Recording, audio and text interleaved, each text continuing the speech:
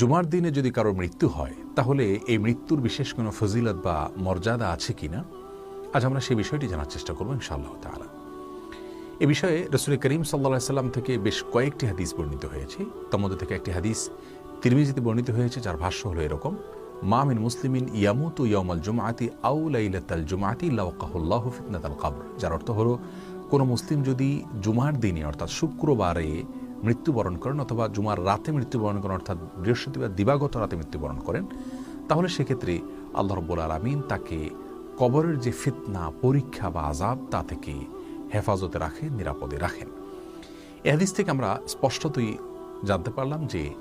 শুক্রবার দিনে অথবা বৃহস্পতিবার দিবাগত রাতে,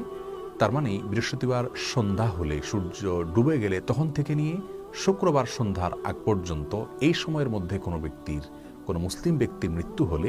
সেক্ষেত্রে আল্লাহ রাব্বুল আলামিন তাকে বিশেষ মর্যাদা দিয়ে থাকেন, তিনি কবরের আযাব থেকে, ফিতনা থেকে মুক্তি লাভ করে থাকেন। আর কেউ যদি কবরের আযাব এবং ফিতনা থেকে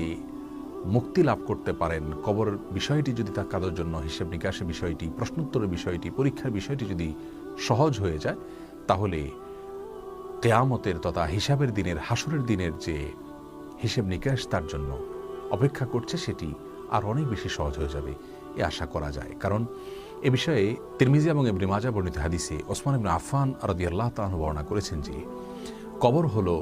আখিরাতের ঘাটিগুলোর ভেতরে প্রথম ঘাটি। এই ঘাটিতে যদি কারোর জন্য প্রশ্নোত্তরকে সহজ করে দেওয়া হয়, এই ঘাটির পরীক্ষা যদি কারোর জন্য সহজ করা হয়,